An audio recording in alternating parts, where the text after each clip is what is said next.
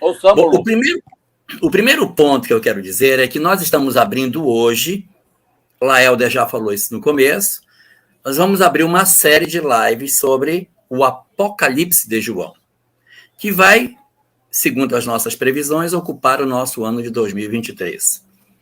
Só que para que a gente possa estudar o livro do Apocalipse, nós precisamos primeiro nos debruçar sobre o livro de Daniel, para que a gente possa perceber as conexões do Antigo e o Novo Testamento, nos acostumarmos com os modelos parabólicos que esses textos proféticos possuem, para que a gente possa, de maneira mais efetiva, se apropriar dos símbolos que o Apocalipse vai trazer. Então, antes que alguém no chat pergunte, antes que alguém no chat questione, sim, essa é uma live espírita. Antes que apareça alguém dizendo assim, mas eu não estou vendo nada de espiritismo aqui, estou vendo mais história e protestantismo e Bíblia. Não, essa é uma live à luz da doutrina espírita, porque a gente vai ter a oportunidade de conversar sobre pontos à luz da doutrina espírita. Mas o eixo central da nossa discussão hoje é uma discussão um pouco mais histórica, então, por isso, eu quero deixar claro para todos que a doutrina espírita não é uma doutrina estrita para andar em cima dos seus conceitos básicos, mas ela tem a possibilidade de interpretar, de se debruçar sobre outros saberes, iluminando esses conhecimentos com o pensamento que o Espiritismo nos oferece. Então, essa é a nossa proposta, fazermos um estudo à luz da doutrina espírita. Portanto, vamos começar. Vamos falar um pouco primeiro sobre esse livro. Vamos usar um livro que é o livro de Daniel. O livro de Daniel é um livro profético, que evidentemente está no Antigo Testamento, não faz parte do Novo, e é uma obra que conta a história de Daniel. Esse livro, Laelder, ele é dividido em duas grandes partes. Ele tem 12 capítulos. E os seus 6 primeiros capítulos são história.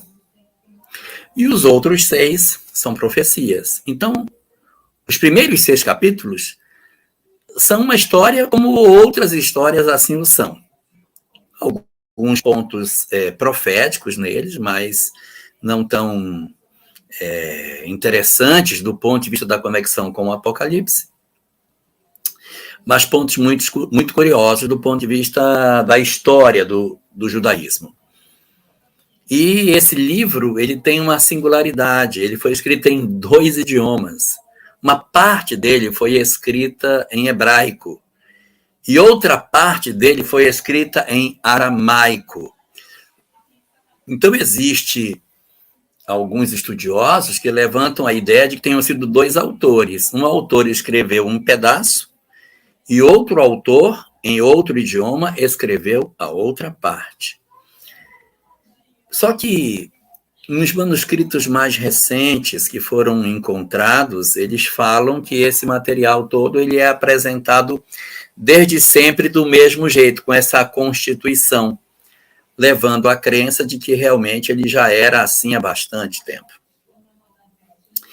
O livro vai falar de um período da história dos judeus, que é o período em que acontece o cativeiro na Babilônia. Esse período é um período de 605, mais ou menos, antes de Cristo, até 536, que é quando eles são, por fim, libertados, quando o exército persa chega à Babilônia. Então, ele vai falar ele acontece nesse período de 70 anos, aí, do cativeiro na Babilônia. E esse livro, embora ele seja um livro que trata de uma história ocorrida no século VI a.C., seja um livro escrito em aramaico e em hebraico, ter todas essas características, ele tem umas coisas assim que surpreendem os estudiosos. É que quando ele fala de instrumentos musicais, no capítulo 3º, que a gente... Terceiro? No capítulo 3º, quando a gente vai ver uma história que acontece nesse capítulo, eles citam os instrumentos musicais que não eram conhecidos à época de Daniel. assim, não eram conhecidos com esse nome, com essa nomenclatura. Essa nomenclatura, esse termo, vai ser um termo usado já no período grego. Então, eles presumem que, embora a história seja do século VI, ela foi escrita no século IV, tá? Por conta da presença desses elementos que eram até então desconhecidos. Então, vamos iniciar nossa conversa propriamente dita. Falar um pouquinho da história, do cenário em que o livro aparece.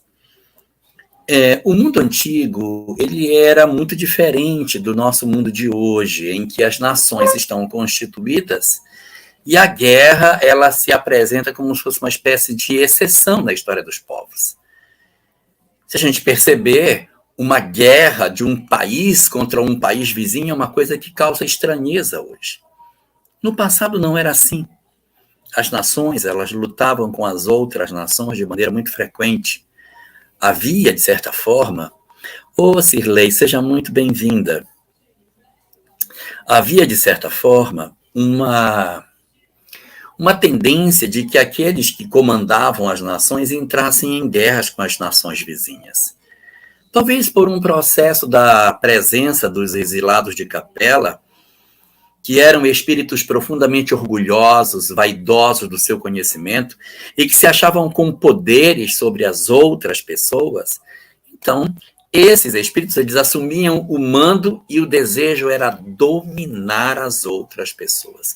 Uma sede de poder impressionante, de tal maneira que a história da nossa humanidade é uma história marcada pela presença muito forte desses conquistadores, desses homens de poder que utilizavam da característica da sua personalidade para atacarem, para invadirem os territórios vizinhos. Então, não vejam com estranheza a história que a gente vai contar, porque é uma história marcada exatamente pelo perfil dos espíritos, o psiquismo humano que acontece antes do nascimento de Jesus. Portanto, as referências de virtude, elas eram muito diferentes das que nós temos hoje. Quando nós, por exemplo, consultamos as páginas da obra há 2000 anos, logo após Jesus ter o encontro com o público, quando ele chega em casa, Lívia conversa de igual para igual com Ana, e Públio se irrita e diz: o que está acontecendo com você? Você parece querendo ser humilde. Humildade não é virtude. A virtude dos romanos é o orgulho. Eu nunca vou aceitar que você seja humilde. Então você vê que as referências morais eram referências diferentes do nosso tempo de hoje. Então, nações invadirem nações, reis que se constituíam reis e que passavam a ter como propósito de vida invadir os outros, era comum. Hoje a gente pensa assim, é um rei, o rei vai tomar conta do seu território, e o do vizinho vai tomar conta do seu território. Nessa época, quem era rei de um lugar vivia, de certa maneira, sempre interessado em invadir os territórios dos outros. E assim, o poder passava de mão em mão. As pessoas viviam em processo de conflito durante muito tempo. E foi assim que, no finalzinho do século VII, antes do nascimento de Jesus, surgiu uma liderança na região da Babilônia. A Babilônia é um pedaço da Mesopotâmia. A Mesopotâmia é uma região onde estão 2 rios, Eufrates e Tigre. Entre o Tigre e o Eufrates, essa região entre rios é a Mesopotâmia. Potamos, rio, meso no meio. Mesopotâmia, região que fica entre rios.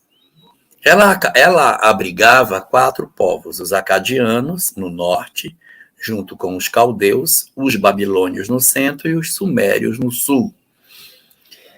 E no período do século VII, antes do nascimento de Jesus, entre os babilônios surgiu uma liderança que tinha muita vinculação com os acadianos, que eram mais ao norte, e esse rei, ele acaba assumindo o controle de toda a Mesopotâmia. Seu nome é pouco conhecido de nós. Ele, na verdade, talvez alguns de nós nunca tenhamos ouvido falar dele. Chama-se Nabopolassar. Esse Nabopolassar, ele era um rei muito conquistador, ele tinha suas ideias de conquista e colocava também seus filhos junto com ele na tarefa de conquistar outros territórios.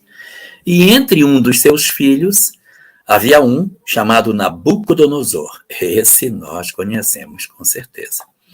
Nabopolassar havia mandado Nabucodonosor para uma missão de conquista do Egito. Eles estavam indo para conquistar o Egito nesse período. Era o ano 605 antes da era cristã, e o príncipe Nabucodonosor, comandando as tropas de seu pai, avança contra o Egito e vence o Egito. Ele vence o Egito. Surpreendentemente, o exército do faraó é derrotado pelo exército babilônico. E ele então sai em perseguição para expulsar os egípcios mais ao sul que ele pudesse para ficar com o delta do Nilo. E nessa ida para investir sobre os egípcios, ele avança contra o território de Israel. Quando ele chega no território de Israel, ele encontra um rei fraco que comandava Israel nesse período. O nome desse rei era Jeoaquim. Jeoaquim. Esse Jeoaquim, na hora que começa ele a invadir Jerusalém para tentar atravessar Israel para expulsar os egípcios lá embaixo, Jeoaquim se coloca na frente e acaba sendo morto durante esse processo de dominação. E seu filho, coitado, que tinha 18 anos de idade, praticamente um garoto, e esse chamava-se, de certa maneira, Joaquim, o nome dele em algumas traduções é Jocônias, mas chamado de Joaquim. O outro era Jeoaquim. Com 18 anos, assume o controle para continuar, mas ele não tem força contra Nabucodonosor, que era um homem experiente, guerreiro antigo, tinha 43 anos de idade quando isso acontece. Ele invade contra Jerusalém e toma Jerusalém. Jerusalém cai nas mãos de Nabucodonosor com 3 meses de luta. E ele, então, leva alguns escravos para a Babilônia. Por quê? Assim que ele faz a tomada de Jerusalém e inicia o processo de expulsão dos egípcios, ele não conclui, porque ele tem notícia de que seu pai, aquele que era o verdadeiro rei, Nabopolassar, ele teria falecido. E para não perder o trono para os seus irmãos, Nabucodonosor abandona a operação e volta para o local onde estava acontecendo a perda do rei, para que ele assumisse o trono. Nessa ida, ele leva alguns judeus como cativos. Ele não leva um exército de cativos, ele leva poucos. Ele pede aos homens de sua confiança que verifiquem entre aqueles que faziam parte do povo dominado alguém que pudesse colaborar no reino dele. Então, ele tinha uma pessoa chamada Apenaz. Esse Apenaz, ele era o chefe de um regimento que ele possuía. E aí gera uma controvérsia danada. Esse Apenaz, ele era conhecido como o chefe dos eunucos. Então, ele comandava os eunucos. Se ele era o chefe dos eunucos, quem está sob o comando dele é o quê? Se ele é o chefe dos eunucos? Evidentemente, tem que ser eunuco também. Então, ele vai e pede para que ele selecione, naquele povo que tinha acabado de ser dominado, que era Israel, que ele escolhesse jovens, inteligentes, formosos de aparência, que fossem conhecedores de muitas ciências, para que eles fossem integrar a corte do rei. Em cima dessas hipóteses, presume-se que os homens escolhidos e que foram levados para serem comandados pelo chefe dos eunucos seriam, então, eunucos também. E nessa busca, eles separam 4 pessoas. Um deles chamava-se Daniel, e os estudiosos falam que ele tinha de 14 a 20 anos de idade quando ele foi. Ele era um jovem ainda adolescente, 14 a 20 anos, não tem uma ideia. Não tem, esse pessoal estima de 14 a 20. O que se sabe é que ele vai ficar 70 anos na corte, então se ficou 70, ele não podia ser um homem velho, então o pessoal coloca de 14 a 20 anos a idade de Daniel. Daniel, Ananias, Misael e Mesaque são os 4 que são escolhidos para que vão para a corte do rei, para servi-lo, e presumivelmente na condição de eunucos. Eles vão para a corte e vão servir ao rei.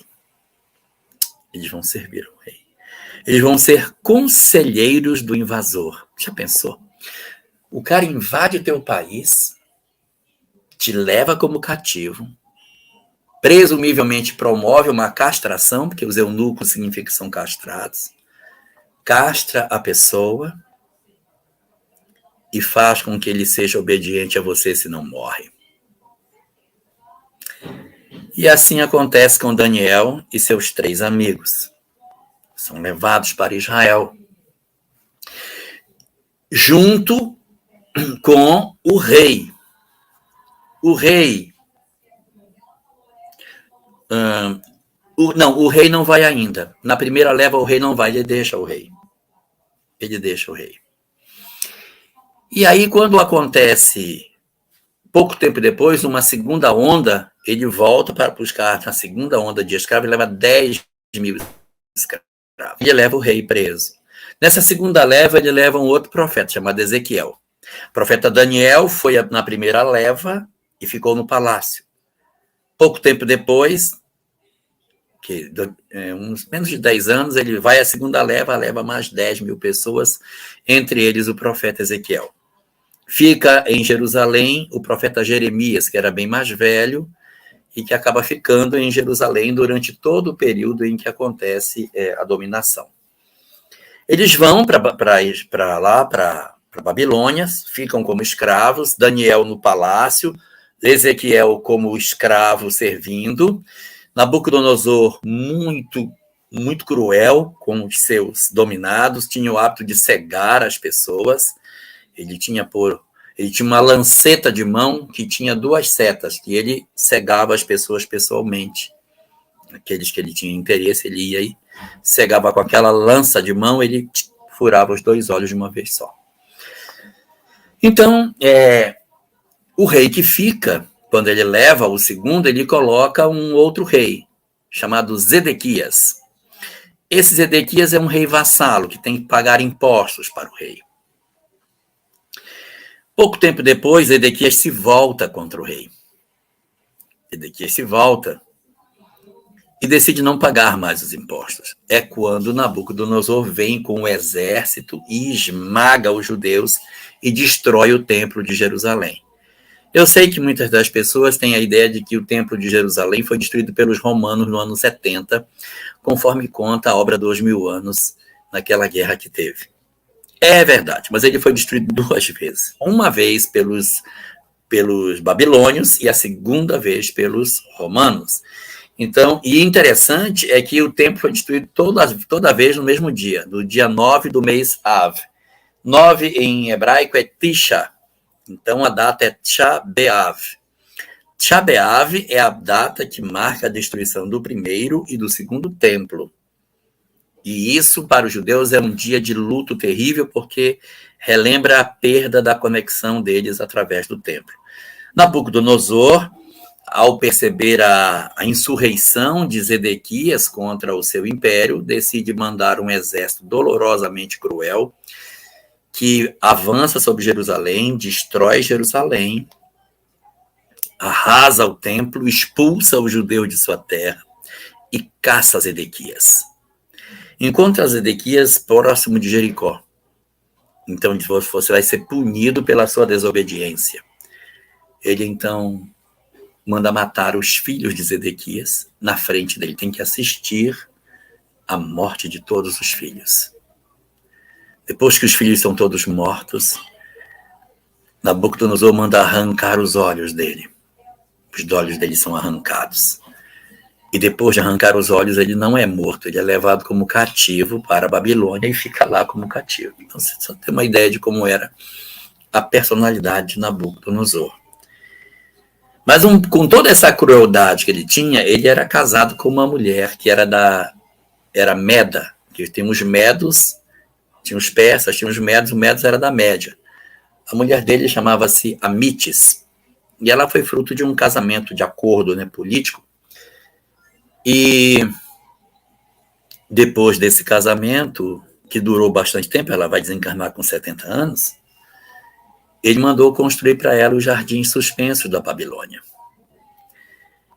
Então, um homem tão sanguinário, tão cruel, tão violento, fez os jardins suspensos para sua mulher Amitis. E os jardins suspensos da Babilônia tinham flores em todos os lugares do mundo. Então, ele invadia um lugar e mandava pegar flores e levar para ela. Então, os jardins que tinham vários andares, era como se fosse um tronco de pirâmide, e em cada andar dele, flores de um lugar diferente da terra, para enfeitar a Babilônia, que era, na época, o maior império que se tinha.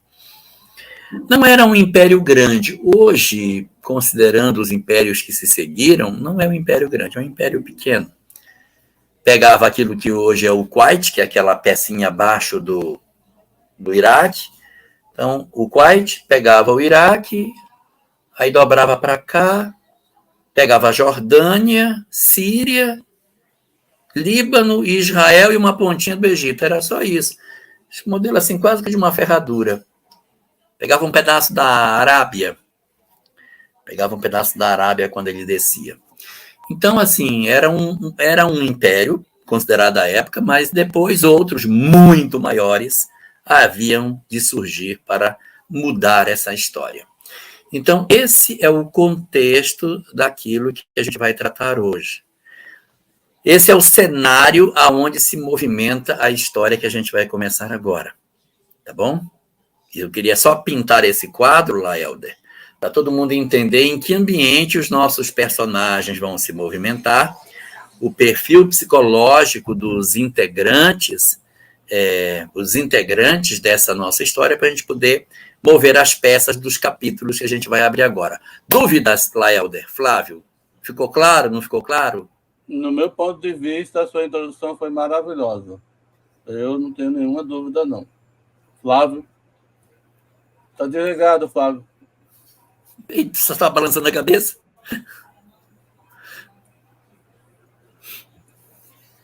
Pois é. Se eu estou balançando a cabeça como sim, não precisa falar, né? Então tá certo. Então eu vou ficar calado. A lagartixa balançar minha cabeça, quer comer, ela vai dizer. Quer beber água? Mas eu não sou lagartixa, eu sou papagaio. Mas que parece. Bom, deixa eu aproveitar e colocar um ponto que talvez seja interessante, que pode ser que alguém esteja aflito. Os babilônios entram em Jerusalém em 605 AC. Em 586 AC, eles destroem o templo. 11 anos depois de terem tomado. E 11 anos? 21 anos? 21 anos depois de terem tomado. E eles só vão ser libertados no ano de 536 da era cristã. Ou antes da era cristã. É quando acontece a queda do Império Babilônico. Aí, quando o Império cai, aí acontece a libertação dos judeus. E aqui acontece uma coisa bem curiosa, sabe, Laelder? Sabe, Flávio? Quem liberta os judeus é o exército persa, que é sob o comando do rei Ciro II. Essa é uma das grandes perguntas que eu tenho para fazer quando chegar no mundo espiritual. Quem é Ciro? Porque Ciro tem uma personalidade muito interessante. Ciro tinha algumas características que não cabem dentro da biografia dos outros conquistadores de seu tempo. Ciro não era cruel. Ao contrário, Ciro era um derrubador de tiranos. Então, quando ele ouvia dizer que algum lugar tinha tirania, ele mandava seu exército para derrubar o tirano. As pessoas viajavam para ir na Pérsia para dizer: Pai Ciro, nos invada, mate nosso rei, nos liberte.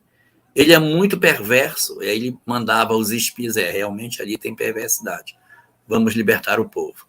E ele mandava seu exército, o exército lutava, vencia, libertava, e Ciro tinha umas características. Primeiro, ele fazia a oferenda para os deuses locais, ele não impunha sua religião em nenhum lugar. Ele chegava, onde é o templo, ele ia fazer oferenda aos deuses locais. Alexandre o Grande também fazia isso. Fazia oferenda para os deuses locais. Outra, ele não aceitava escravos. Ele não aceitava escravidão. Por isso que quando eles derrubam o Império Babilônico e que eles encontram os judeus como cativos, não, tem que libertar. Cativo aqui ninguém. Eu não aceito escravidão no meu império. Então vocês estão todos liberados. E aí acontece uma coisa bem interessante. Ele libera os judeus, eles dizem assim, mas Senhor, Nabucodonosor destruiu o nosso templo, acabou com a nossa religião, vamos voltar para casa e ele nos desgraçou. Isso é mesmo? Destruiu o templo de vocês? Vai no cofre, pega o tanto de dinheiro que for necessário, entrega para eles reconstruírem o templo deles. Quem dá dinheiro para que os judeus libertos construam o templo é Ciro. Então, assim, é uma personalidade muito singular. Num período de conquistadores cruéis, sanguinários, perversos, endurecidos, você tem um cara que tem uma característica desse tipo. É bastante interessante esse modelo, esse perfil de funcionamento da cabeça de Ciro. Então, dentro disso aí, a gente vai começar nossa conversa.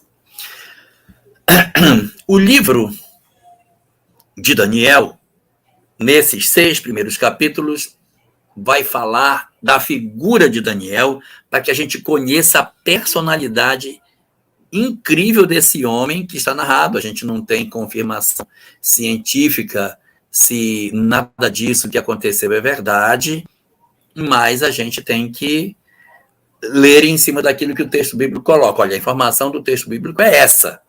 A gente pode fazer até algumas interpretações do que possa ser, do que não possa ser, mas o livro ele começa contando que Daniel, tomado por Nabucodonosor, é levado para lá e ele chega no palácio e o rei diz o seguinte, ó, durante 3 anos, vocês ficarão sendo observados. Não serão ainda meus conselheiros, vão ser como se fossem aprendizes.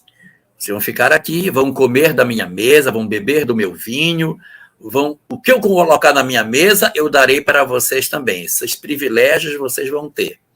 Mas durante 3 meses, 3 anos, vocês ficarão numa espécie de treinamento.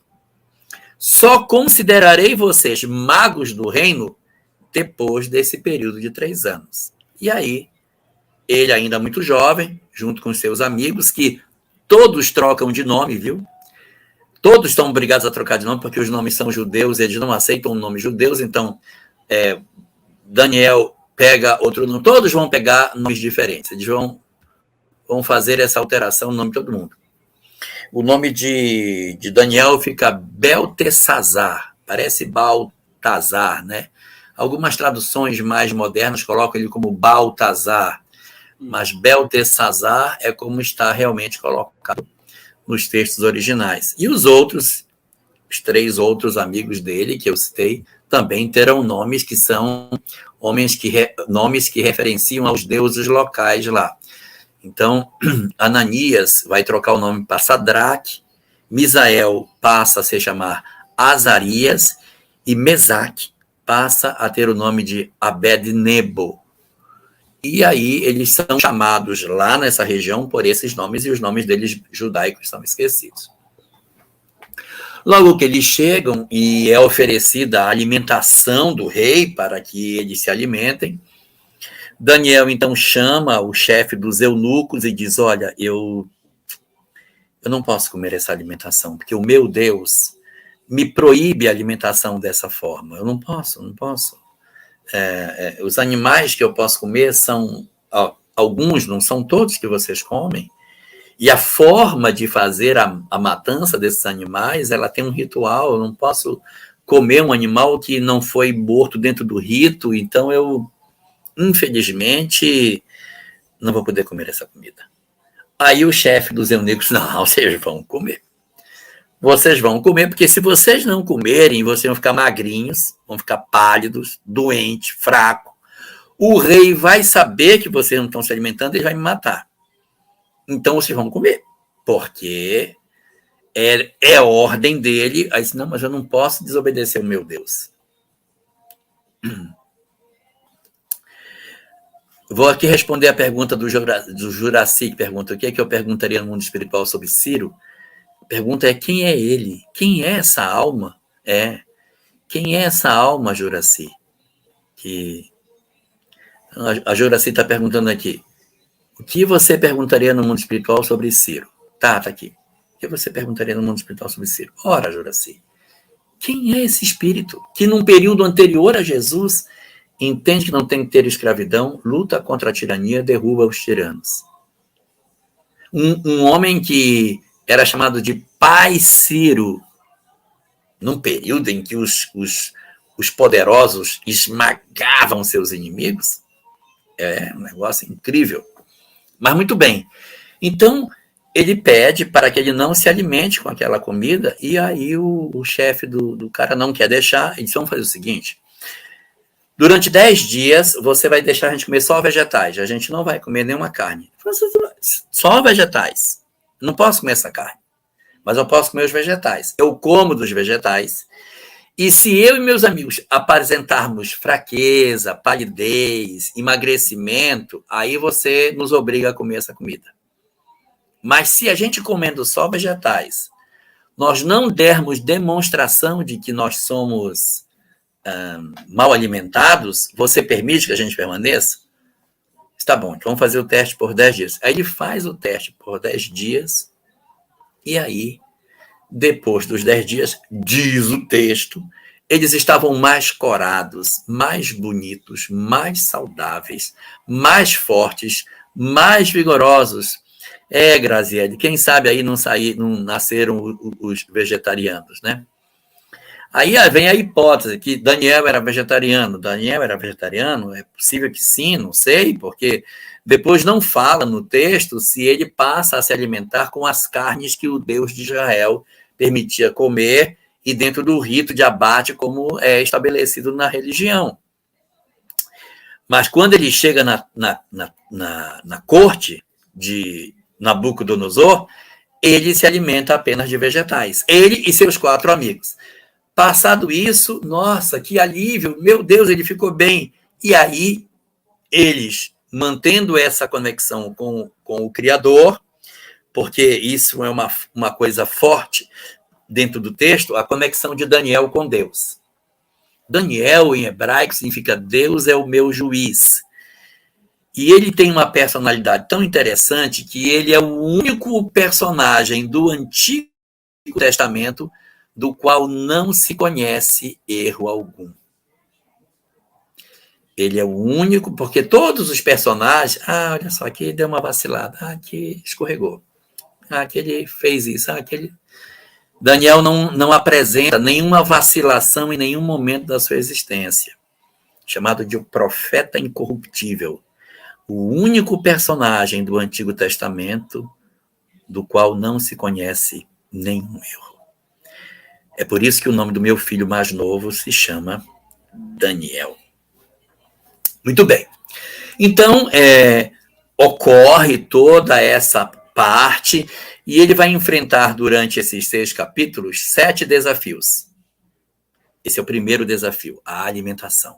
Como que ele iria sobreviver nesse ambiente? E ele alimenta-se dessa forma, apenas de vegetais.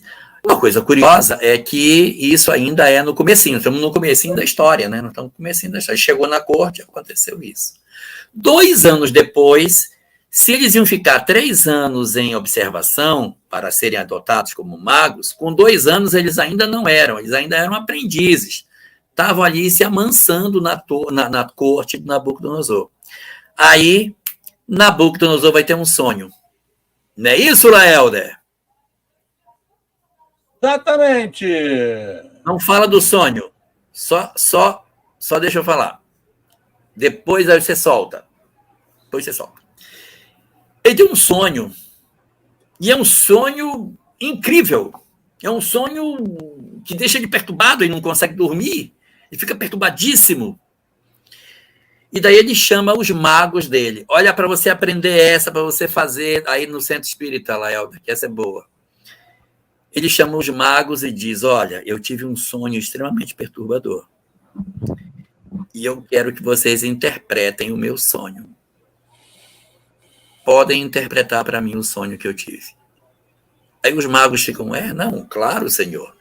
Nós lhe daremos toda a explicação do sonho, o senhor vai nos apresentar, aí a gente vai interpretar o seu sonho aí, né? O sonho que o senhor teve, que o senhor sonhou o senhor sonhou com, e aí a gente vai interpretar, sonhou com, aí Nabucodonosor disse, mas vocês não são magos? Se vocês são magos, vocês vão ter que saber o que eu sonhei e depois vão interpretar o meu sonho. Que tal essa? É boa? Isso é bom para médium.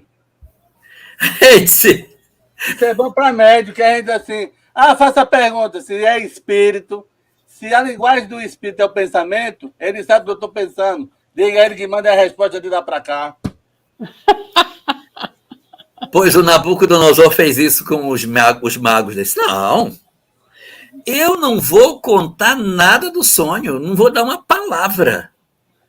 Vocês vão ter que saber o que eu sonhei e vão ter que interpretar meu sonho. Ainda vou dizer mais. Se não interpretarem, é sinal de que vocês não são magos, mandar matar todo mundo. Só isso. Ué, a corte não era de magos? A corte era de magos. Se os magos não sabem, então eles não são. Então tem que matar. Rapaz, ele resolveu que eles iriam todos ser mortos. Só que Daniel não era ainda mago, ele era aprendiz, então ele não foi levado à presença do rei para discutir esse assunto.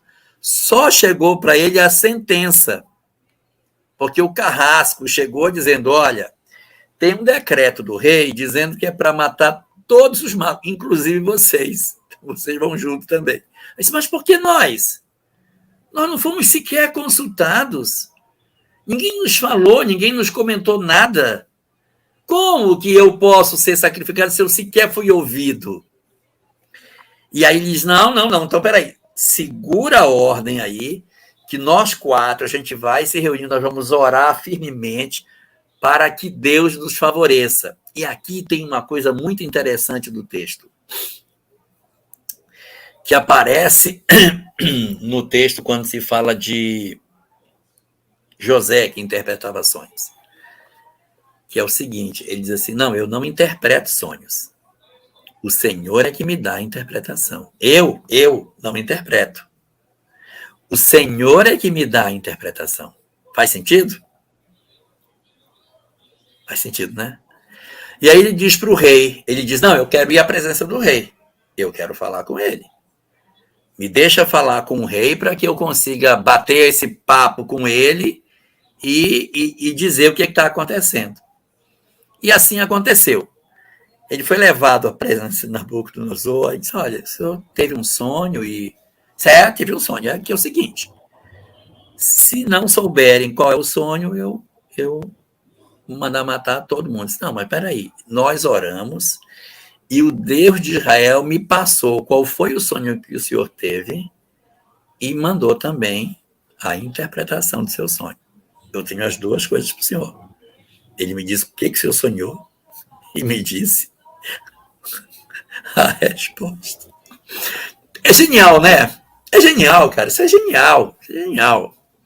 E aí ele vai contar o sonho para o rei, vai interpretar o sonho e o rei cai diante dele dizendo que reconhecia o Deus de Israel como sendo um Deus, se prostra diante de Daniel, dizendo que o Deus de Israel era um Deus legítimo, porque realmente foi aquilo que ele sonhou e que a interpretação era bastante razoável.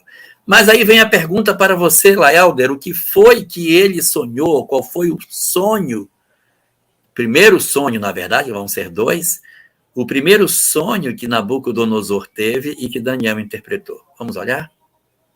Vamos, espera aí, deixa eu pegar aqui.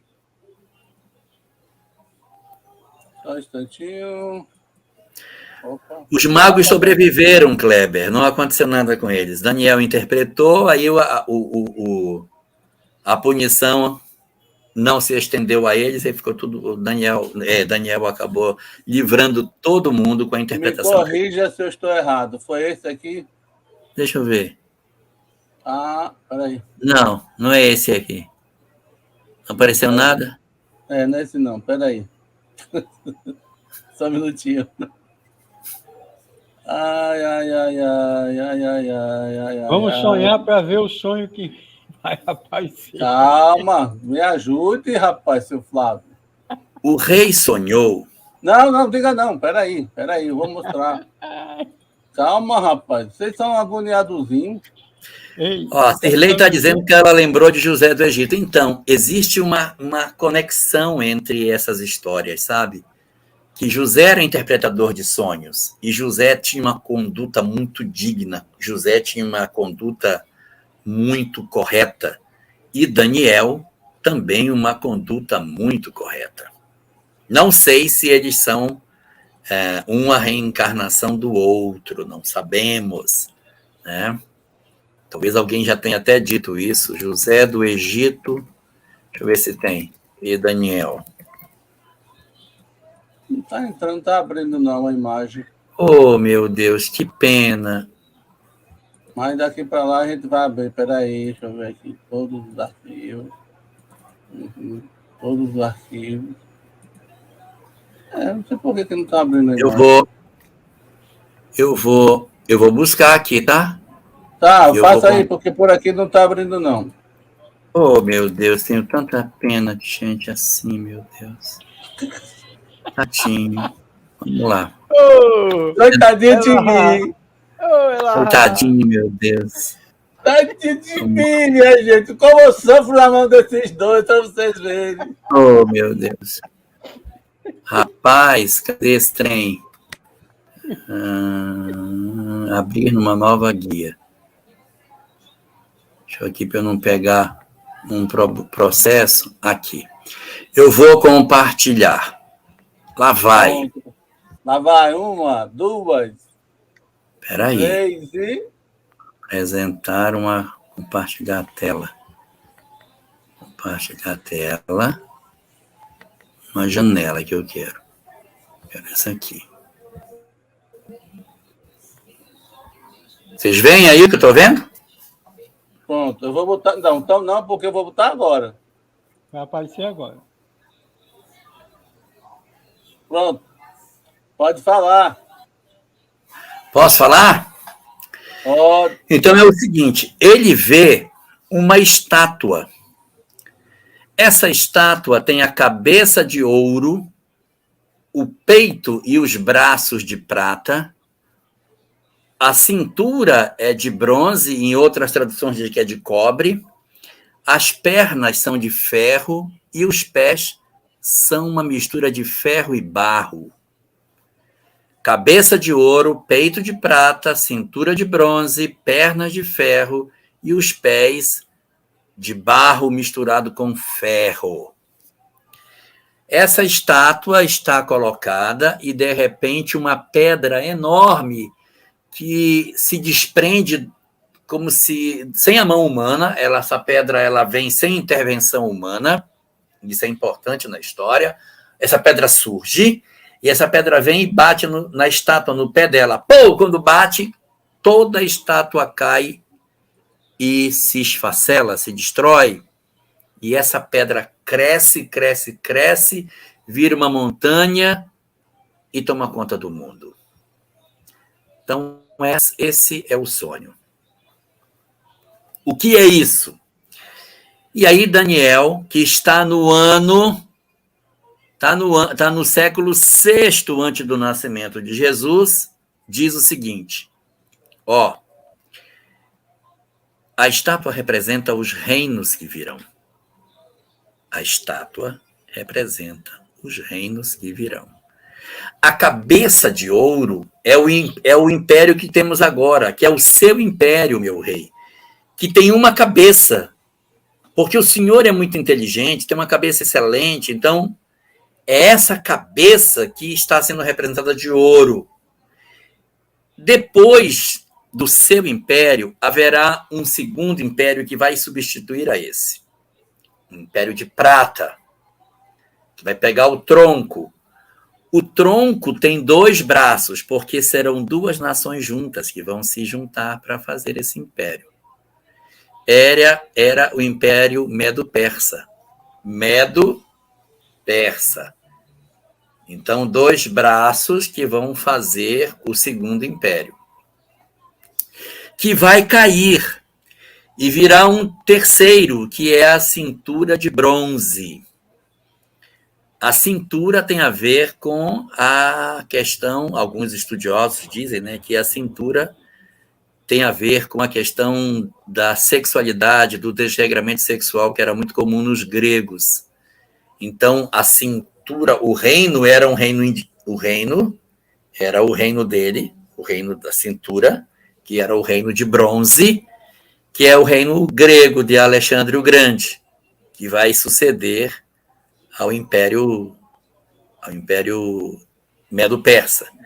Depois viriam as pernas de bronze, as pernas de ferro. Um império de ferro. Duro. Ali é duro.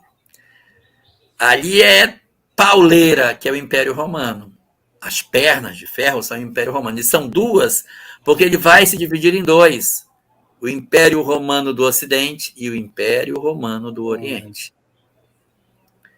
E depois desse período do Império Romano, virá um outro império, que na verdade não é império mais de coisa nenhuma, porque não consegue mais imperar nada. Por quê? Porque é um esfacelamento de poder, porque é ferro misturado com barro. Já tentaram misturar ferro com barro? Não dá. Liga. Não tem liga que dê. Então, é uma estrutura de poder extremamente volátil. Então, depois do Império Romano, nós não teríamos mais o estabelecimento de um império.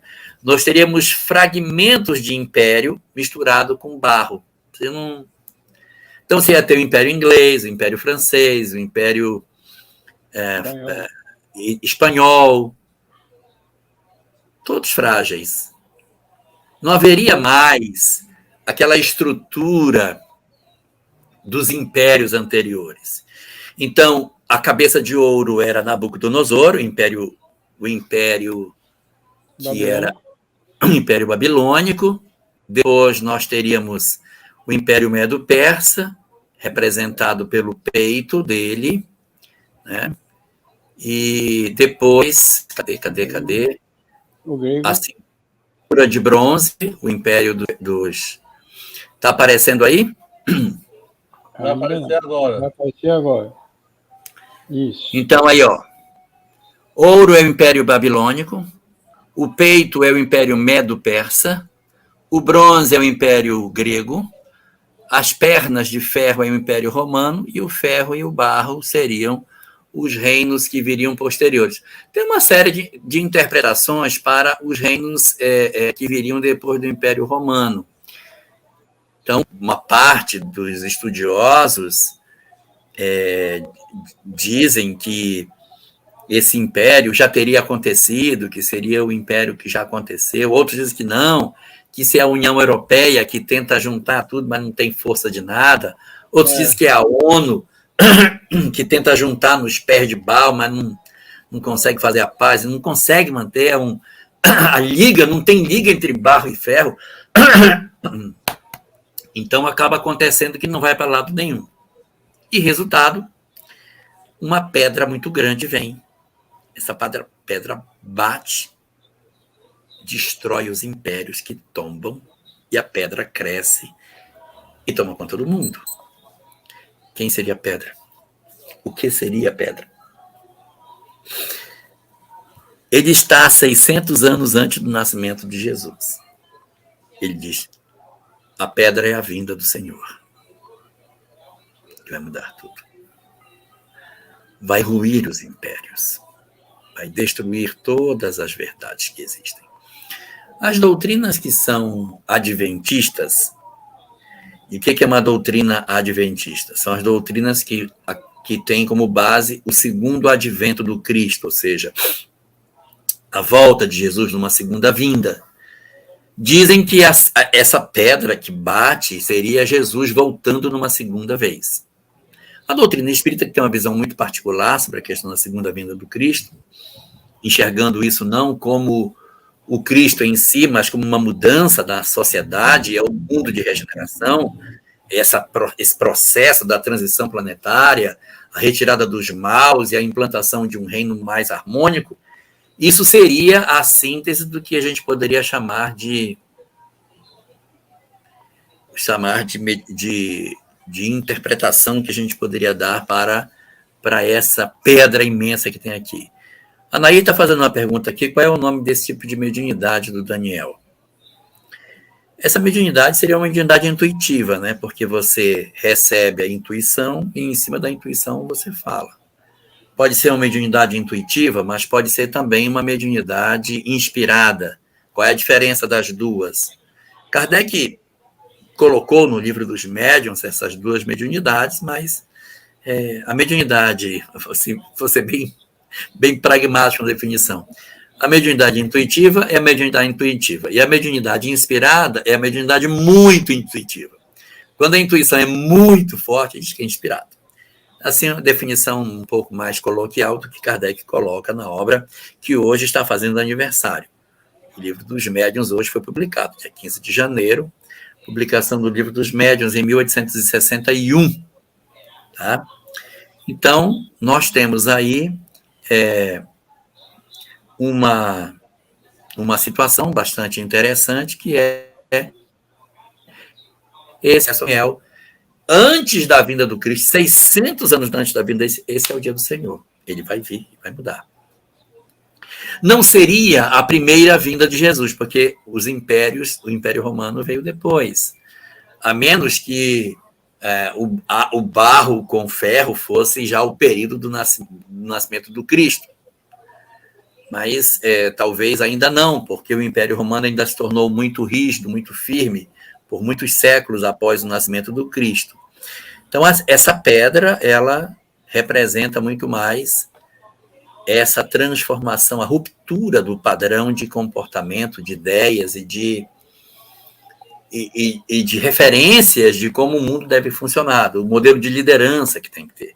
E o que é interessante, a pedra não tem ação humana, não é ninguém que joga pedra, é uma ação divina. Essa pedra, ela vem sem ninguém jogar. A pedra vem, bate na estátua, derruba a estátua e depois ela cresce e toma conta do mundo todo. Bem típico daquilo que a gente está imaginando com relação ao processo da implantação, da transição planetária e da regeneração no nosso planeta. Faz sentido? Ok. Muito. Deixa eu ver aqui. Não sei se você... Vou botar, mas não sei se você vai poder... Acho que deve encaixar para outro momento. Que fala de Daniel e o Apocalipse. Deixa eu pegar aqui. Eu olhei o horário que a pessoa mandou. Eu não vi. Aqui, mas eu vou passar. Aí você fica à vontade. Silvino faz a seguinte pergunta. Boa noite, meu irmão. Por que existem respostas diferentes quando se fala do Apocalipse? E outra pergunta. E por que ainda existe ignorância sobre o assunto? Ah, pois é, né? Por que existe tanta divergência sobre a visão do Apocalipse? Porque ele não veio com bula. O livro é totalmente parabólico e aí as interpretações são as mais diversas possíveis. A profecia é assim mesmo. Ela vem com essas características para que a gente comece a fazer as interpretações que a gente acha que é interessante. Igual as parábolas, né? As parábolas de Jesus, elas aparecem, mas a gente não consegue saber do que elas estão tratando. A gente não sabe. E aí, à medida que isso aqui... Por exemplo, quando o Laelder era menino, quando se falava da parábola do joio e do trigo, a gente falava que a parábola do joio e do trigo era separar as pessoas que eram boas das pessoas que não eram boas, as pessoas que... Hoje a gente sabe claramente que a parábola do joio e do trigo é a transição planetária, é esse período que tem que separar os espíritos por um canto e por outro. Hoje é muito nítido que não dá para separar agora, tem que esperar, deixa as pessoas darem fruto para, olha o fruto que está dando. Olha o fruto desse outro. Não, esse aqui tem que tirar. Não adianta tirar antes do fruto. Então, a gente tem que mostrar os frutos para ser colhido ou não. Então, o que acontece nessa dinâmica do que a gente está discutindo?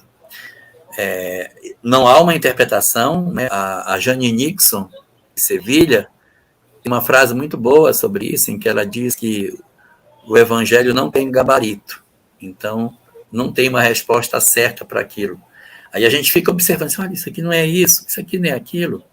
Então, essas mudanças, elas vão dar para nós a leitura do que a gente tem que fazer. Né? Jorge, posso fazer uma pergunta? Pô, claro. Segura na cadeira, Jorge. Vamos lá. Haveria como, já que a gente está estudando Daniel e o Apocalipse, há como a gente encontrar similaridade de informação entre Daniel e João? Mas é tudo que tem. Do capítulo 7. Não, eu digo assim, essa figura que tem Daniel, por exemplo, representa isso aqui. Por exemplo, essa figura aqui em João, que tem a mesma em Daniel, representa o mesmo sentido ou é uma questão, interpretativa? Não, vocês vão ver quanta identidade tem do texto de Daniel com o texto de João. Meu Deus, é a mesma imagem. 600 anos, 700 anos, meu Deus, como é que pode? Que louco isso. Há uma identidade muito grande e existem muitos que levantam uma hipótese, né, de que um seja a reencarnação do outro. E, Flávio, tem alguma pergunta? Se não tiver, eu tenho outra na ponta também. Pronto. Outra questão. Digamos assim, deixa eu tentar ver se eu coloco bem direitinho. Qual o nível de conhecimento, digamos assim? João tinha estudo? Não, João era pescador. Então, ele tinha foi questão de inspiração mediúnica. João era só pescador, não tinha conhecimento de nada. Já Daniel, não. Daniel era um homem estudado, né? Daniel era da corte e teve acesso a conhecimentos, uma série de coisas. João, não. João aí era... Aí tem uma pergunta de Jailson Carlos. Jorge, essa característica de Daniel seria de revelação? Característica, eu acho que ele quer saber mediunidade, né? Talvez seja, ele queira perguntar mediunidade. Olha, Kardec não define essa mediunidade no livro dos médiuns, mediunidade de revelação. Tem mediunidade de premonição. Mas do que a gente está falando aqui, não seria uma mediunidade de premonição. Agora, essa não está falando. Vai falar daqui a pouco. Daqui, se Deus me der saúde, a gente conseguir levar até mais à frente, aí a gente vai contar mais algumas coisas, que são 7 os desafios que ele passa.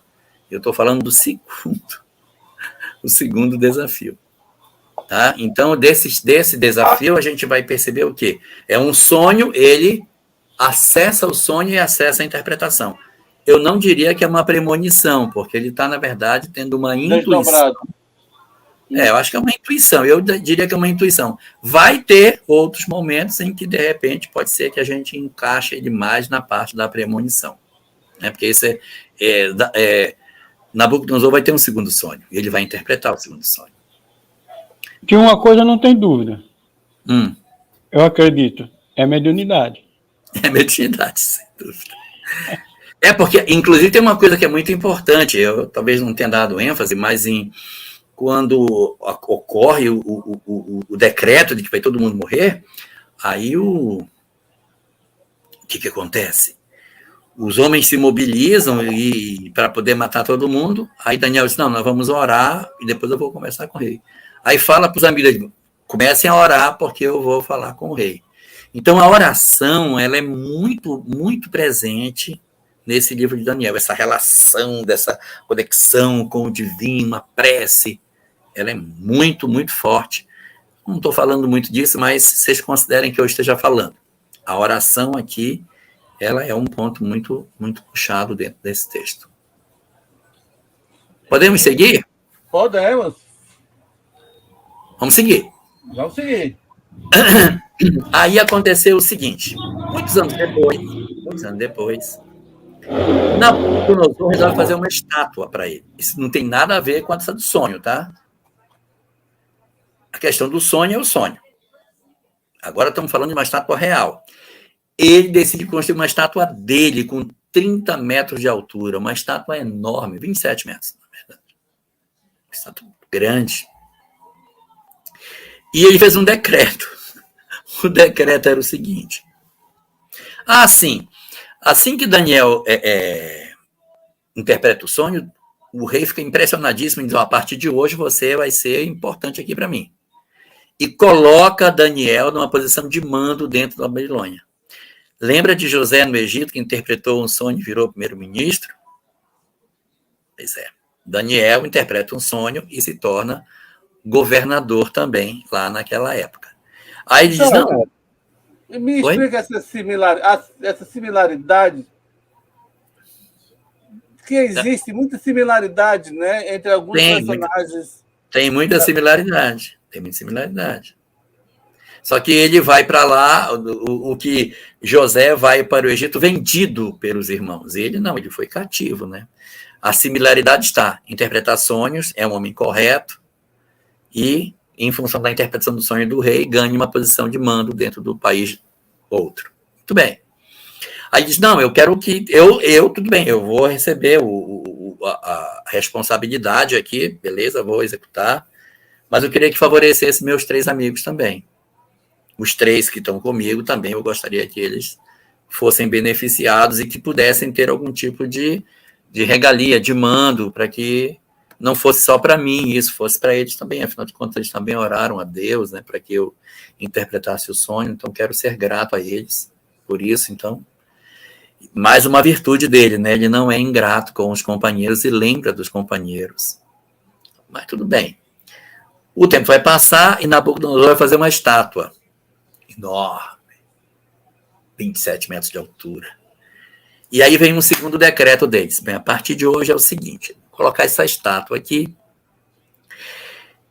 Toda vez que tocar música de qualquer instrumento, seja harpa, seja cítara, seja flauta, seja o que for, e é nessa hora que ele cita instrumentos musicais que não eram conhecidos por esses nomes, porque ainda era um período anterior à chegada da Grécia, e o nome que é colocado é nome grego, então já seria em função de uma influência grega, admitindo-se por isso que o texto seja posterior ao período de Daniel, ou seja, ele não seja o real autor do texto. Na hora que um instrumento musical tocar, então você se curva diante da estátua. Essa é a regra. Tá claro o meu decreto? Na hora que tocar a música, todo mundo vai se curvar diante da estátua. Aí, o texto não fala o que aconteceu com Daniel nessa hora, mas fala dos 3 amigos. Diz que os 3 amigos, na hora que todo mundo se curvou, os 3 não se curvaram. Aí foram dedurar os 3 para o rei. Disse, olha, eu queria dizer uma coisa para vocês aí, tá? Mas o que é? Eu queria dizer que tem 3 caras aí que na hora que tocou ele não curvou. Os 3 amigos do Daniel ficaram todos em pé.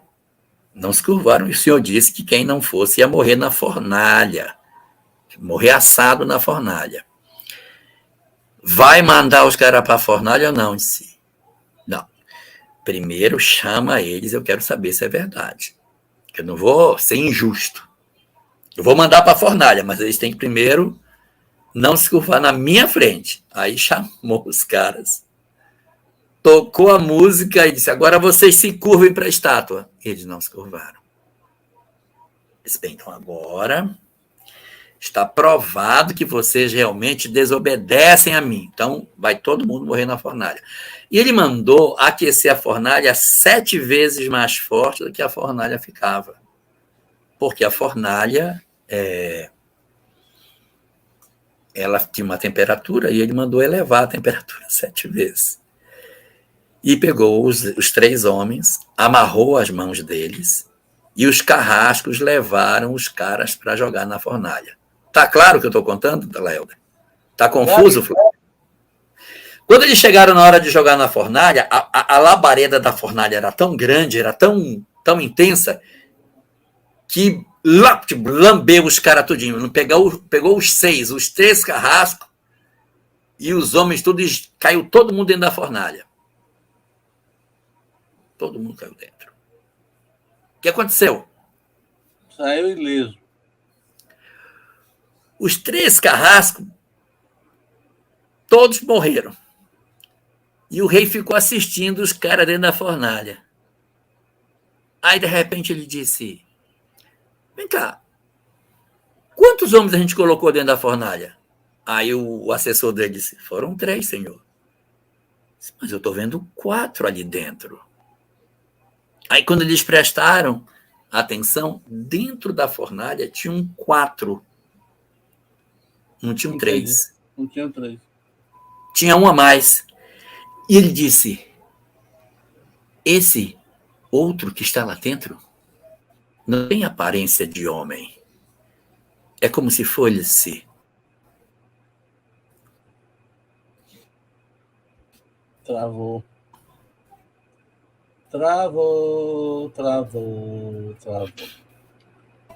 Vamos aguardar um instantinho para que a gente retome a frase da frase de Jorge. Pronto. Jorge deu uma travada. Tá oscilando, né? Tá. Oi.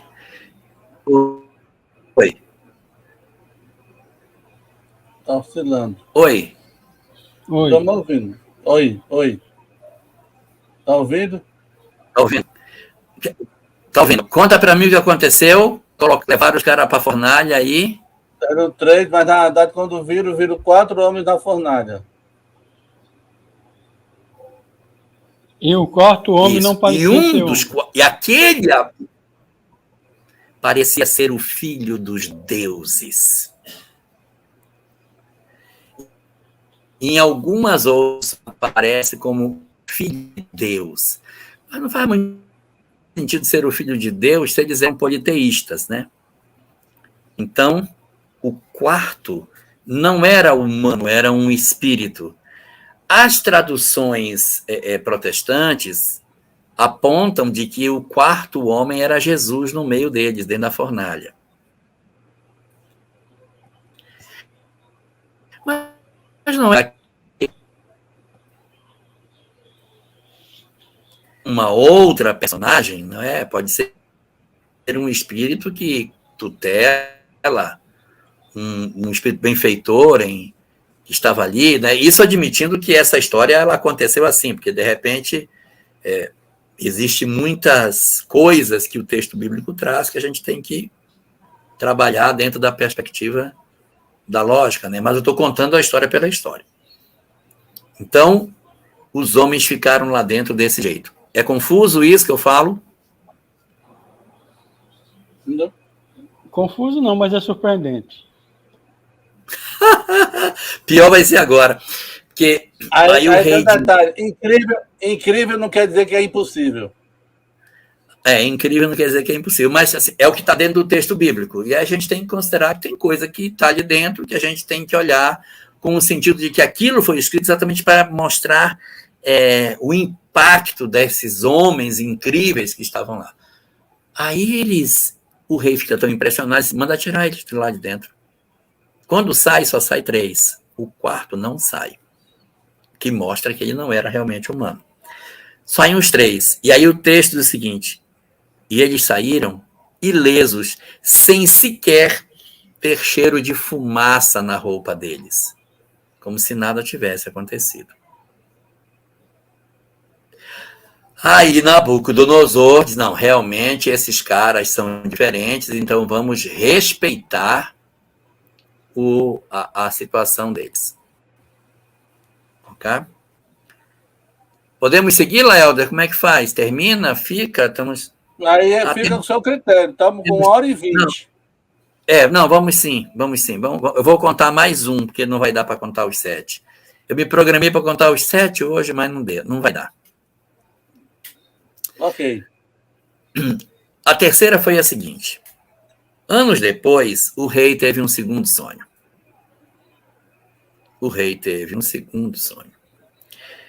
Mas como Daniel já privava da confiança dele, ele já sabia das capacidades, das potencialidades de Daniel, ele então chama logo Daniel e diz, olha, eu vou te contar o sonho que eu tive e interpreta para mim. Aí esse ele contou, tá? O outro ele não contou não, mas esse ele contou. Ele disse, olha, eu vou te contar o que eu sonhei e aí você interpreta para mim o que houve. Aí ele diz, eu sonhei que tinha uma árvore grande, enorme, frondosa, imensa. Mas ela era tão grande que era como se ela fosse do tamanho do mundo. E essa árvore, ela tinha folhas, galhos, que cobriam todos os animais da floresta. Ela protegia todos os animais e as aves vinham fazer seus ninhos nessa árvore. Ela era muito grande. E aí, de repente, a árvore foi derrubada. Uma voz veio e mandou derrubar a árvore. A árvore foi derrubada. Os animais que se abrigavam debaixo dela não se abrigaram mais. As aves que faziam ninho não puderam fazer mais. Tudo se perdeu na hora em que essa árvore foi derrubada. E aí, quando isso aconteceu, mandaram amarrar umas correntes, o tronco ficou. Então foi amarrada uma corrente no tronco dessa árvore. E depois de haver amarrado essa corrente no tronco e a árvore ter ficado totalmente destruída, arrasada, sem nada, depois de um tempo, passaram-se 7 tempos. E a corrente se soltou e a árvore, então, voltou a prosperar e voltou a crescer. O que é isso, Daniel? Daniel então disse para o rei, Senhor, a árvore é o Senhor. O Senhor é o maior rei da terra. O Senhor, com a sua árvore, estabelece proteção para todos os seres. O Senhor é o cuidador de tudo. Mas não pode se achar maior do que Deus. O Senhor está se achando maior do que Ele. Não está reconhecendo o poder daquele que dá a vida e tira a vida. Exatamente por isso, o Senhor sofrerá um golpe muito grande. O Senhor perderá todas as suas potencialidades. Ficará doente durante 7 anos. E depois voltará a ter saúde novamente. Mas durante 7 anos andará como os animais. Comerá capim como os animais. Andará curvado. E assim ele diz para Nabucodonosor. Nabucodonosor, é claro, riu, né? Você está brincando comigo? Ficar doente? Você está louco? Não tem doença nenhuma? Acabei de fazer meus exames da agora, hemograma, tudo, está tudo dentro, glicose, triglicerídeos, está tudo normal. Não tem doença nenhuma. E durante 12 meses ele não teve nenhuma doença. Aí conta o texto bíblico que ele andando pelo palácio dele um dia, a voz disse, chegou o dia, agora vai se cumprir aquilo que Daniel falou. E ele, ficou doente ali. Ele passaria 7 anos doente, do jeito que Daniel descreveu. Vivendo como um animal, tendo todo tipo de postura desse tipo, e depois se restauraria a sua condição de saúde. Então, aqui nós temos 2 desafios que Daniel apresenta. O primeiro deles é a interpretação do sonho. E o segundo é o da doença dele. Ele diz, olha, você vai ficar doente por 7 anos. Ele diz, não, vai ficar. E ele fica realmente doente. A história oficial não narra nada disso da história de Nabucodonosor. Não existe. Nenhuma tablica daquelas de escrita cuneiforme fala nada de adoecimento dele. Nada, não tem nada. Mas o texto bíblico diz que ele teria ficado 7 anos doente. Qual a doença dele? Numa linguagem espírita, diríamos que ele foi vítima de um processo de obsessão licantrópica. Ele entrou num processo de licantropia. Uma entidade extremamente perturbadora, em função das maldades que ele fazia, o teria, dentro dessa visão, né, teria submetido a figura de Nabucodonosor a 7 anos de uma obsessão terrível, que teria, então, retirado dele até a própria sanidade. Ele viveria como um animal. Se você conversar com pessoas que são de alguma religião protestante, ele vai dizer, não, ele viveu como um animal, ele andou como animal. Realmente é o que está escrito no livro de Daniel, que ele ficou nessa condição por 7 anos. Mas você não encontra isso amarrado na literatura, tá? Isso é uma coisa lá do texto de Daniel, mas isso não está aparecendo em canto nenhum. Tá bom? Mas é só para você ter uma noção de quem é Daniel. Tudo isso que ele está fazendo é a introdução para a gente poder ver na próxima semana as revelações que esse cara traz. Você pensa, nossa, esse cara é incrível, nossa, esse cara é incrível, nossa, esse cara é incrível. Então, quando ele disser alguma coisa, você vai dizer, não, foi aquele cara incrível que está dizendo isso. Aí eu vou aproveitar e vou contar outra, né? Porque aí a gente já... Vamos terminar logo essas 7 e acabar com isso de uma vez, né? Amigo, fica à vontade. Você é o gênio da... Eu não sou o gênio da lâmpada, mas ouço e obedeço, chefe.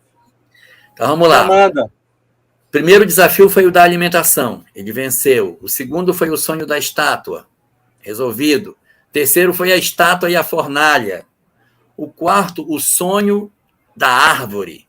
O quinto, essa doença do Nabucodonosor, que depois voltou. Quando ele volta a ser homem novamente, Daniel procura e diga, eu espero que a lição tenha lhe servido. E que o Senhor agora aproveite o tempo que tem e seja bom. Que você aproveite isso e reconheça a grandeza do Senhor. E ele diz, não, realmente o Deus de Israel é o Deus poderoso e tal. Mas ele continua, é uma coisa esquisita. Eu reconheço a autoridade de Deus, mas continuo sendo mal.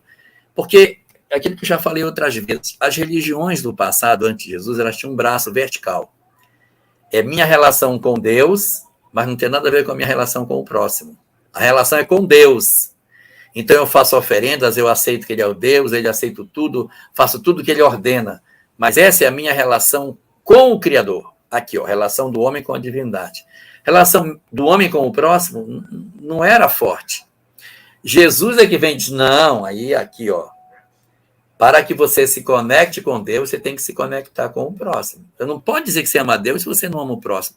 Tanto que é ilógico no cristianismo você dizer que você é cristão e não faz o bem ao semelhante. Mas não é uma religião? Mas é uma religião que tem um aspecto comportamental muito forte, diferente de muitas outras que estão interessadas na conexão com o divino. Não sei se eu me faço claro no que eu quero dizer, Laelder. Religião que nos conecta com o divino, mas eu digo, não, mas eu posso matar ele. Se ele não seguir a minha religião, eu tenho o direito de matar, porque ele não pensa como eu. E já no cristianismo não cabe, porque o braço do amor ao próximo, ele é tão forte como o amor a Deus. Muito bem. Vou falar logo do próximo. O próximo é bom, porque o próximo, o penúltimo dos eventos, assim, é bom que a gente já termina isso, fica um pouco mais longa a live, mas a gente termina logo isso para fazer na próxima semana só a parte das revelações. O próximo é muito interessante. Nabucodonosor... Esse detalhe muito me deixa feliz. Próxima semana? Próximo mês, né? Próximo mês. Já fiquei triste. Próximo mês. Já estava animado. Próxima semana eu já estava feliz. Eu acho que mas é bom porque a gente tem mais tempo para estudar, para preparar, para trabalhar os conteúdos. Eu pensei assim, mas tá mais tempo para fazer a calma e fluir melhor o raciocínio. Então, para frente. Nabucodonosor, evidentemente, não vai viver para sempre, desencarna, e aí os filhos lutam pelo trono. Ele tem um neto, que foi filho adotivo dele. Então, em algumas traduções, ele aparece como filho, outra hora ele aparece como neto. Chama Balsazar. É neto. Mas o texto fala, meu pai, o filho dele. Aí uma confusão. Ele era filho ou ele era neto? Ele é filho de... Como é que é o nome do filho? Nabonido. É o filho de Nabucodonosor, chama Nabonido. O filho de Nabonido é Balsazar. Só que é criado com o avô e acaba que ele se torna herdeiro do trono. O trono passa por tantas mãos em pouco tempo e acaba caindo na mão do neto, Balsazar. E Balsazar resolve fazer um jantar para 1000 pessoas. 1000 pessoas. E ele bebe vinho, é uma festança, é uma coisa maravilhosa. E quando ele está na festa, ele manda trazer as peças de ouro que o pai dele pegou em Jerusalém. Olha só. Ele manda pegar... ele não invadiu Jerusalém, não pegou, não destruiu o templo. Ele pegou as peças de ouro castiçal, a mesa de pães, que é tudo de ouro, e manda botar para servir comida para os convidados. Ele põe comida para os convidados nas peças de ouro que eram do templo de Jerusalém, que, meu Deus, aquilo ali era sagrado demais, servindo comida para os outros em cima da mesa. A festa está acontecendo, está a maior alegria e tal, e de repente uma mão aparece. Só uma mão. Não é o braço inteiro, parece uma mão. E escreve na parede. É uma materialização. Sim, há uma materialização. E o cara escreve 4 palavras em hebraico na parede. Mene, mene, tekel, passim. Quando ele vê aquilo, o Balsazar fica desesperado. Aí manda chamar os sábios, manda chamar... Cadê o sábio? Chama Daniel, porque esse eu tenho certeza. Repare que é diferente. Ele já manda desesperado chamar Daniel, porque ele ficou apavorado. Imagina, no meio de um jantar, uma mão aparecer do nada e escrever na parede, fica todo mundo vendo a mão aparecendo sem corpo nenhum. Deve ter sido um pânico. E aí ele escreve essas 4 palavras na parede, e Daniel chega e diz, bom, o que aconteceu? Não, tem essas 4 palavras aqui. E aí é aquela coisa, Flávio, uma coisa é você traduzir do hebraico, outra coisa é você saber o que aquilo quer dizer. Mene, em hebraico, significa medido, pesado. Mene, foi pesado, foi medido. Então é mene, pesado, medido. Então, mene. Tekel significa está faltando um pedaço, ou alguma coisa não foi feita, ou está faltando algo, ou está em falta com algo não está concluído, algo não está terminado. Tekel, falta um pedaço, falta terminar, está incompleto. O farsim significa dividido, fragmentado, quebrado em pedaços. Foram essas as 4 palavras. Mene, tekel, farsim. Agora, o que significa? Aí o Daniel disse, olha, mene, pesado, avaliado, tekel, encontrado em falta, o farsim dividido. Você foi medido, pesado, encontrado em falta, seu reino será dividido. Chegou o momento final do Império Babilônico. Vocês cairão. Naquela mesma noite, o exército de Dario, que estava se aproximando da cidade, invade a capital do império, derruba o império dos babilônios e começa o império persa. Show, né? Exatamente. Aí eu teria uma pergunta. Faça. nessa frase que surge, houve uma materialização. Então, todo mundo que estava lá viu. Todo mundo viu que ficou escrito na parede. Ok. E a outra pergunta minha é justamente sobre Nabucodonosor. Ali, já que Daniel não tem assim, o dom de profecia, como a gente viu da primeira parte, não houve uma indução hipnótica de Daniel em cima do rei, não? Possível? É Ele possível? induziu o rei dentro do processo de remorso, a onda mental induzindo a ele a fazer, e ele fazer o processo de licantrópico. Pode. Quem sabe? Pode. Mas também pode ter sido não uma ação hipnótica dele, mas uma ação que permitiu essa brecha, essa possibilidade para o espírito conseguir fazer ele sentir-se dessa eu maneira. diria para vocês, mais obsessor do que Nabucodonosor está difícil de achar. Mais obsessor, uma pessoa com mais obsessor do que ele está difícil. Talvez o Vlad da Transilvânia tenha mais obsessor do que ele. Mas o Nabucodonosor teve um bocado de gente. Ele cegou muita gente. Cegou gente demais. Fez escravos pelo prazer de fazer. Deixa eu contar uma coisa da Babilônia. Segundo o próprio Divaldo, tinha espíritos que reencarnaram no Brasil que só reencarnaram depois de muito tempo de terem desencarnado da Babilônia. Aí reencarnaram no Brasil e eles tinham dificuldade de linguagem, de expressão de linguagem. Quem quiser assistir, tá lá, bota lá, ó, vídeo de Val falando sobre a Babilônia. Só título de informação. E aí? Vamos para o último, para a gente encerrar isso. Bom, então o que aconteceu? Caiu o império dos babilônios e Dario que assumiu. Aí as pessoas disseram, mas era Dario ou era Ciro? Ciro era o nome do rei. O rei era Ciro. Dario era o general que invadiu.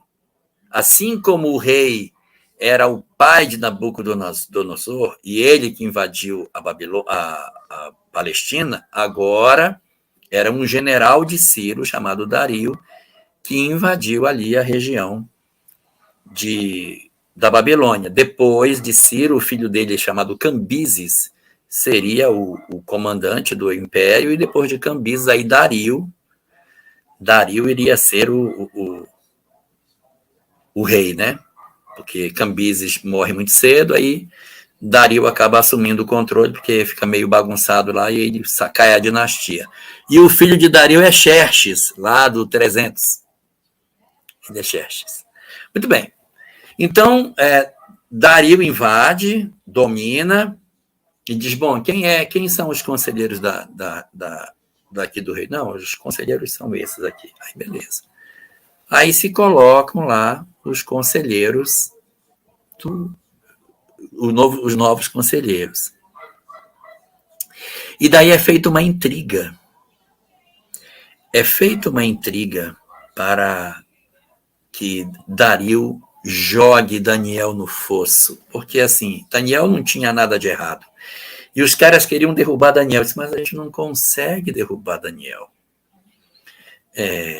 Daniel não faz nada errado. Como é que a gente vai derrubar esse cara? Vamos inventar uma, então. Aí chegaram com Dario e disseram assim, Dario, os persas, quando assinam um decreto, eles não voltam atrás. Né? Disse, não.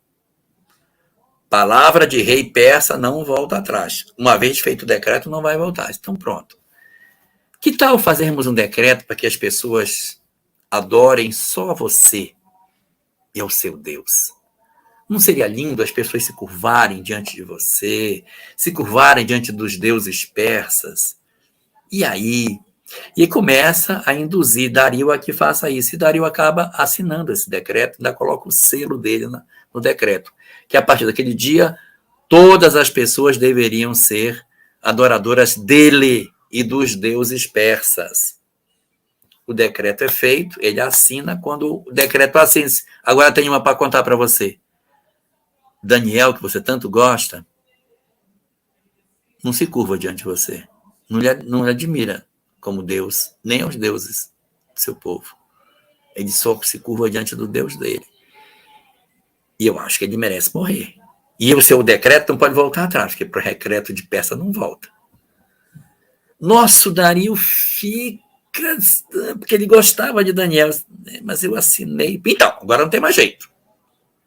Aí manda chamar Daniel.